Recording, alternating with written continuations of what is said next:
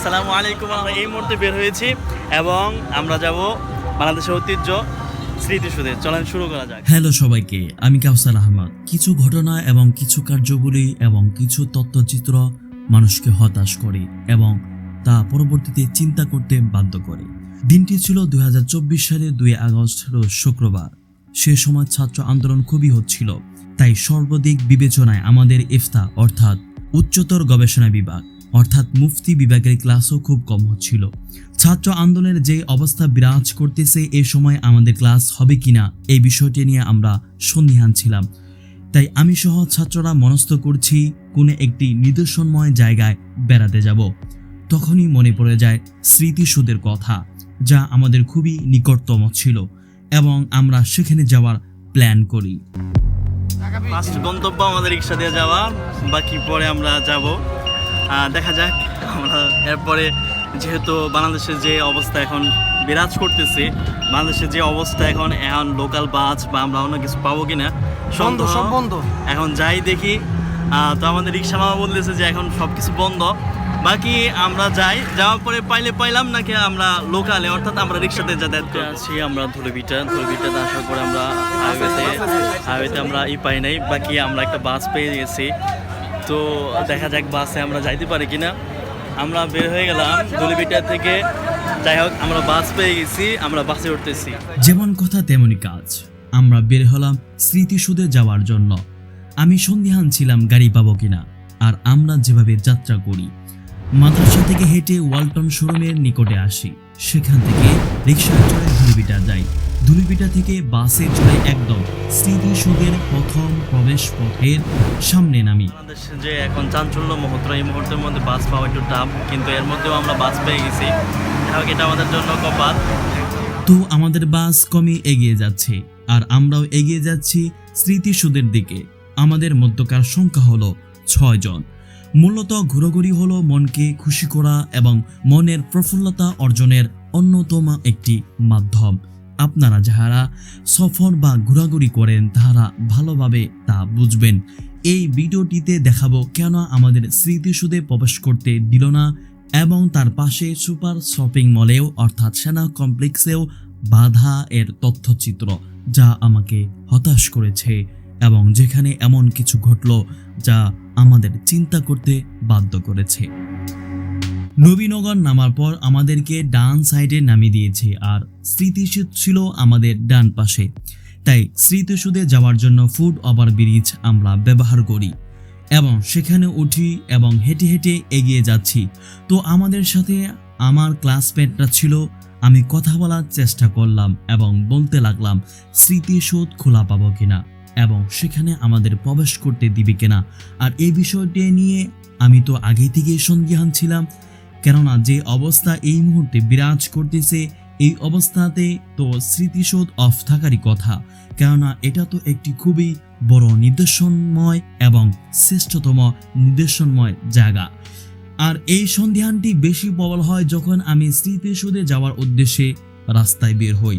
কিন্তু যখন আমি সহ আমার ক্লাসমেটরা এই প্ল্যান করি যে আমরা স্মৃতিসৌধে যাব, তখন কিন্তু এটা মনে হয় নাই যে আজ অর্থাৎ এই অবস্থাতেই স্মৃতিসৌধ অফ থাকবে আর আমাদের সেখানে প্রবেশ করতে দেওয়া হবে না। সেখানে কঠোর নিরাপত্তা ছিল আর তাছাড়া নিরাপত্তা থাকারই কথা, কেননা যে অবস্থা বিরাজ করতেছে আর যে স্বৈরাচার ছিল তাদের অন্তরের মধ্যে ভয় তো আছে। একটি প্রবাদ বাক্য আছে যা সকলের কাছে খুবই পরিচিত, আর তা হলো চোরের মন পুলিশ পুলিশ। অতঃপর 5 আগস্টের যে ইতিহাস তা আপনাদের সমাজে সুস্পষ্ট। ছাত্র জনতা যে ইতিহাস গড়ে তুলেছিল, যে ইতিহাস ভোলার মতো নয়, যে ইতিহাস মানুষের সামনে উঠে এসেছে, সেই ইতিহাস আসলেও কখনোই ভোলার মতো নয়। যে 16টি বছর সাধারণ জনগণ এত কষ্টের মধ্যে পার করেছে, সেই কষ্টের পর ছাত্র জনতা মানুষের মাঝে সুখ শান্তি আরাম আয়েশ আবার তাদের ঘরে ঘরে ফিরিয়ে দিয়েছে। অবশেষে আমরা স্মৃতিসৌধের প্রবেশ পথ এর একদম মুখের অবস্থান করছি। অবশেষে আমরা প্রবেশ করতে পারলাম না। আমি যে বিষয়টি সন্দিহান করেছিলাম, যে বিষয়টি নিয়ে আমি সন্দেহ করেছিলাম, সেটাই হলো, অর্থাৎ আমরা প্রবেশ করতে পারলাম না। আমি দেখানোর চেষ্টা করতেছি ওই যে নিরাপত্তা বাহিনী অর্থাৎ পুলিশ বসে আছে। সো কিছু করার নাই, অফ, আর টোকা হবে না। তো এই সময় যেটা হয়েছে, এই সময়ে কোথায় এটা? সেনা সেনা উদ্যানে। সেনা কমপ্লেক্স। যাবা, এটা যাওয়া যাবে তো? এই বাস থেকে আমরা এখন সেনা কমপ্লেক্সের উদ্দেশ্যে রওনা দেবো। তো ফার্স্ট টু ফার্স্ট আমরা যে এখানে এসেছিলাম, এখানে বর্তমান সময়ে অফ। জানেন যে বাংলাদেশ যে চাঞ্চল্য পরিবেশ, এই পরিবেশের মধ্যে এই জায়গায় ঢোকা খুবই টাফ। এরকম কি বাংলাদেশ পুলিশ এখানে নিরাপত্তা বাহিনী হিসেবে আছে, একটা মানুষ ভিতরে ঢুকতে পারছে না। আমাদের মাঝ থেকে একজন আমাকে বলে উঠল, চলেন সেনা কমপ্লেক্স সুপার শপে ঢুকি, যেহেতু আমরা স্মৃতিসৌধে প্রবেশ করতে পারলাম না এবং সেখানে আমাদেরকে ঢুকতে দেওয়া হলো না, এবং সেখান থেকে আমরা যেহেতু সেই নির্দেশময় জায়গা আমরা দেখতে পারলাম না, তাই আমরা সুপার শপে প্রবেশ করি এবং সেখান থেকে কিছু ক্রয় করার চেষ্টা করব। স্বাভাবিক অবস্থা হলো সুপার শপগুলোতে প্রবেশ করলে কিছু না কিছু ক্রয় করার ইচ্ছা জাগে, হোক তা প্রয়োজনীয় আছে বা যার প্রয়োজন নেই তারও। তো যেমন কথা তেমনই কাজ, আমি সামনে সুপার শপ সেনা কমপ্লেক্সের দিকে এগিয়ে যাচ্ছি। আমি তো এখনই এটা সন্দেহ করতেছি যে সুপার শপ অর্থাৎ সেনা কমপ্লেক্স বন্ধ থাকবে কিনা, কেননা এই শপ অর্থাৎ এই সেনা কমপ্লেক্স সম্পূর্ণই সেনাদের হাতে। তারাই সকল কাজগুলো বাস্তবায়িত করে, তারাই এই শপের সকল কর্মগুলো বাস্তবায়িত করে থাকে, আর তাই এই টাইম টেবল সব তাদের হাতে। এই শপের ওপেন হওয়ার সময় হলো সকাল 9টা থেকে 10টার মধ্যে তারা রাখে, এবং ক্লোজ বন্ধ হওয়ার সময় হলো রাত 8টা থেকে 9টার মধ্যে তারা রাখে। তবে এই সময়ের ব্যবধানে পরিস্থিতি হিসাবে ওপেন এবং ক্লোজ হওয়ার সময়ের এবং টাইমের ব্যবধানও হতে পারে। আমরা স্মৃতিসৌধে প্রবেশ পথ অতিক্রম করে স্মৃতিসৌধের পাশ দিয়ে সুপার শপের দিকে এগিয়ে যাচ্ছি। স্মৃতিসৌধের পাশ দিয়ে যে ফুটপাতগুলো রয়েছে, সেখানে অনেক বিক্রেতা অনেক সুন্দর সুন্দর দ্রব্যাদি নিয়ে বসে আছে। তাদের মধ্যে কেউ বা কাপড় বিক্রি করতেছে, কেউ বা শার্ট প্যান্ট, আবার কেউ বা জুতা। বলা বাহুল্য, ফুটপাতে যে সমস্ত দ্রব্যাদি স্বল্প মূল্যে একদম খুবই অল্প মূল্যে বিক্রি করা হয়, সবই এখানে বিক্রি হচ্ছিল। সেসব দ্রব্য এখানে ছিল। শুধু তাই নয়, এখানে ফাস্টফুড এবং ফুচকা ঝালমুড়ি সহ আরও ভিন্ন ভিন্ন মজার খাবার সমূহ ছিল, যা অনেকেই এই সমস্ত খাবার খেতে পছন্দ করে থাকেন। কেননা যেহেতু এটা ফুটপাত, তাই এখানে সাধারণ মানুষগণ বিশেষ বিশেষ দিন যেমন শুক্রবার অথবা কোনো দিবস সমূহে এখানে যাতায়াত করে থাকে অথবা এখানে এসে থাকে। তাই এখানে এসব খাবারের চাহিদা অনেকটাই বেশি। এখানে ক্রয় করার মতো অনেক জিনিস রয়েছে। যেহেতু আমরা এখানে এসেছি ঘোরাঘুরি এবং সুন্দরময় নিদর্শন দেখার জন্য, এই জন্য এখান থেকে ক্রয় করার মতো কোনো দ্রব্যাদি আমরা দামাদামি করি নাই, কেননা আমাদের এখানে কোনো ক্রয় করার কোনো ইচ্ছা ছিল না।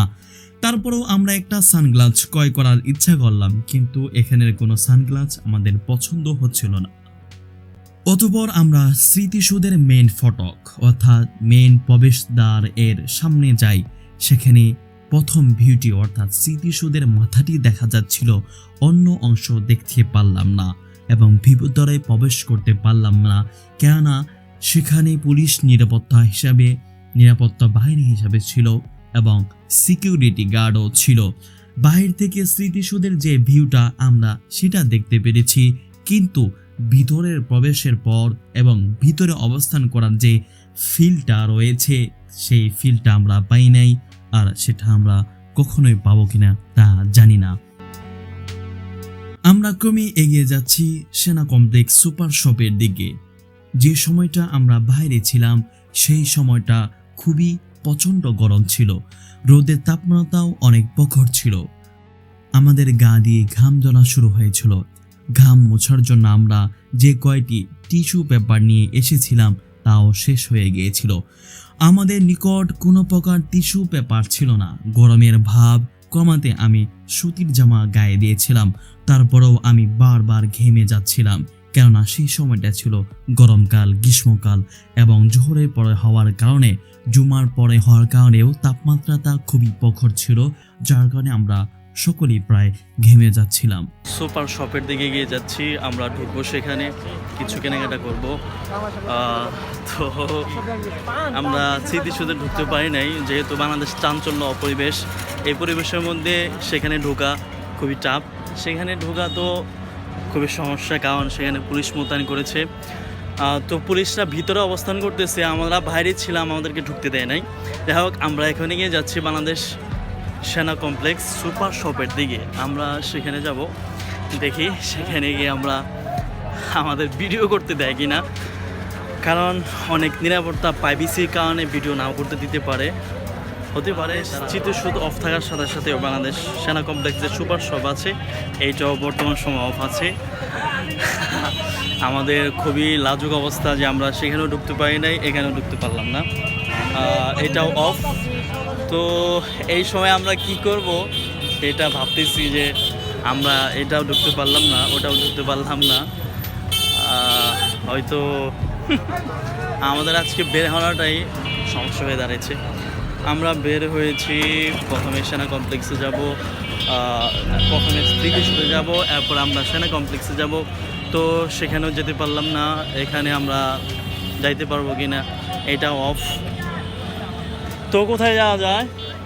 তো পরিশেষে আমরা একটা গেট খুলে পেয়েছি, আমরা সেই গেট দিয়ে ঢুকবো। তো ওই পাশে আমরা ছিলাম, কিন্তু ওই পাশে মেন গেট এটাও অফ। এই পাশে যেটা কিছু গেট ছিল, এটা শুধুমাত্র কাঁচা বাজারের জন্য হয়তো খুলে দিয়েছে। তো আমরা দেখব যাওয়ার পরে সেখানে যে আমরা ভিতরে ঢুকতে পারি কিনা। আগে থেকেই আমার প্রবল সন্দেহ ছিল যে সেনা কমপ্লেক্স অর্থাৎ সেনা কমপ্লেক্স সুপার শপের ভিডিও করতে দিবে কিনা বা ভিতরে প্রবেশ করতে দিবে কিনা। এখানে অনেক প্রাইভেসি থাকতে পারে এবং সিকিউরিটি গার্ড থাকতে পারে, যেগুলা সিকিউরিটি এবং প্রাইভেসি মেনটেন করে। কোনো প্রকার বিধিনিষেধ এর কোনো নোটিশ ছিল না, বা ভিডিও করতে যাবে না, ভিডিও করা যাবে না, এমন কোনো নোটিশ সেখানে জারি ছিল না। তাই আমি ক্যামেরা নিয়েই প্রবেশ করি, অথবা কি হলো তা ভিডিওটি এবং তথ্যচিত্রটি দেখুন। আমি এটাতে ঢুকেছিলাম, আমাকে ভিডিও করতে দেয় নাই, বাকি ভিডিও করতে না দেওয়ার কারণে আমাকে অনেক হস্তদাস্ত করেছে। তো প্রাথমিক পর্যায়ে তো আমি ভিডিও করতে পারি নাই। তো এখানে কিন্তু অনেক ব্লগার আসে, ব্লগার আসার পরে এখানে ভিডিও করে যায়। যাই হোক, তিনি মুরব্বী ছিলেন, যার কারণে আমি তার কথাটা ছেড়ে দেয়, কিন্তু তিনি আমাকে দেখতে পারতেন যে আমি কতটুকু ভিডিও করেছি। তো ভিডিও করার পরে যখন আমাকে নির্দেশ দেওয়া হয়েছে যে ভিডিওটা অফ করেন, আমি তখনই ভিডিওটা অফ করেছি। বাকি এরপরেও ডাকে নেওয়ার পরে আমাকে কোনো হেনস্থিত করেছে। বাংলাদেশ সেনা কমপ্লেক্স, এমনি যে বাংলাদেশের পরিস্থিতি, এই পরিস্থিতির মধ্যে বাংলাদেশ সেনা complex shopping shop super shop এটাও অফ, যার কারণে আমরা গেট দিকে ঢোকার পরে আমরা আমাকে যখন বলা হয়েছে যে ভিডিও করা চলবে না, আমি সাথে সাথে ভিডিও করা অফ করে দিয়েছি। কিন্তু ভিডিও করা অফ করে দেওয়ার পরেও এদের ব্যবহার, একটা সুপার শপে যদি এরকম ব্যবহার করা হয় তাহলে কি করবে? আমি ভাবতেছি যে এটা আসলেও বাংলাদেশের প্রত্যেকটা জনগণের প্রতি, প্রত্যেকটা জনগণকে এগুলা আসলেও করা। প্রশাসন থাকবে বাংলাদেশ নিয়মকানুনের ক্ষেত্রে, প্রশাসন থাকবে বাংলাদেশের বিভিন্ন বিষয়ে নিরাপত্তা দেওয়ার জন্য। এইভাবে ডাইকে নেওয়া, হেনস্থ করা, এইভাবে ডেকে নেওয়া, এই করা যাবে না, সেই করা যাবে না। তো এই প্রবেশ করার পরপরই আমাদের ভিডিও করতে নিষেধ করে, যে ভিডিও করতে পারবো না। আমাকে নিষেধ করার পরপরই আমি ক্যামেরা অফ করে ফেলি। কিন্তু যেই নরপশুটা আমার সাথে খুব খারাপ আচরণ করেছিল, সে তার অবস্থা কি হয়েছে তা আমি বলতে পারবো না। সেই নরপশু আমার সাথে খুবই খারাপ আচরণ করে, যা কখনোই কাম্য ছিল না, যা আমি কখনোই আশা করিনি, এবং যেটা আমাকে চিন্তা করতে বাধ্য করেছে এবং আমাকে হতাশ করেছে। এটা ছিল একটা সুপার শপে প্রবেশের একটা বিধিনিষেধ, বা আমাকে যে হেনস্থ করেছে, আমাকে যেই খারাপ আচরণ করেছে তার একটা তথ্যচিত্র। এটা আসলে আমি কখনোই আশা করিনি। আমরা সাধারণ জনগণ এভাবে যদি হেনস্থ এবং খারাপ আচরণের শিকার হই, তাহলে বলার কোনো অপেক্ষা রাখে না আমরা আর এই প্রশাসন থেকে কি আর আশা করতে পারি, যা আমাকে খুবই হতাশ করেছে। মন খারাপ নেই, আমরা ফুটপাথ দিয়ে হেঁটে আসি এবং সেখানে প্লাস্টিক জাতীয় কিছু দিয়ে অনেক সুন্দর সুন্দর আসবাবপত্র বানিয়ে রেখেছে। আমি বিক্রেতাকে প্রশ্ন করলাম যে এইগুলা দিয়ে কি করা যায় বা এগুলো কি কাজে আসে। তিনি বললেন আপনি সব কিছুই করতে পারবেন। তাই আমি হেসে হেসে বললাম এটা দিয়ে সবই করা যাবে। আমি জানি না এটা দিয়ে কি করা যায় বা কোন কাজে এটা আসে। যদি জেনে থাকেন তাহলে অবশ্যই আমাকে জানাবেন, অবশ্যই কমেন্ট করে আমাকে অবশ্যই জানাবেন যে এই সমস্ত দ্রব্যাদি দিয়ে কি করা যায়।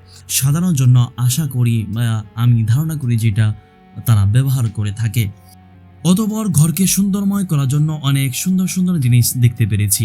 তো পরিশেষে কি আর করার, মন ভরা ব্যথা আর বেদনা নিয়ে স্মৃতিসৌধ এবং সেনা কমপ্লেক্সে যে ঘটনা আমাকে হতাশ করেছে এবং স্মৃতিসৌধে এবং সেনা কমপ্লেক্সে প্রবেশ করতে না পারার ব্যথা নিয়ে আমরা নিজ গন্তব্যের দিকে ফিরে আসার জন্য মনস্থ করলাম এবং আমরা ফিরে আসার জন্য প্ল্যান করলাম যে এখানে আমরা আর অবস্থান করব না, আর অবস্থান করাটাও আমাদের কোনো মানে হয় না। তাই আমরা ফিরে আসলাম। ফিরে আসা ছাড়া আমাদের কোনো আর কিছুই করার ছিল না, তাই বাস ধরে ফিরে আসলাম। সো দেখা হবে পর আরেকটা কোনো ভিডিওটিতে এবং চ্যানেলটি সাবস্ক্রাইব করতে ভুলবেন না। আল্লাহ হাফেজ।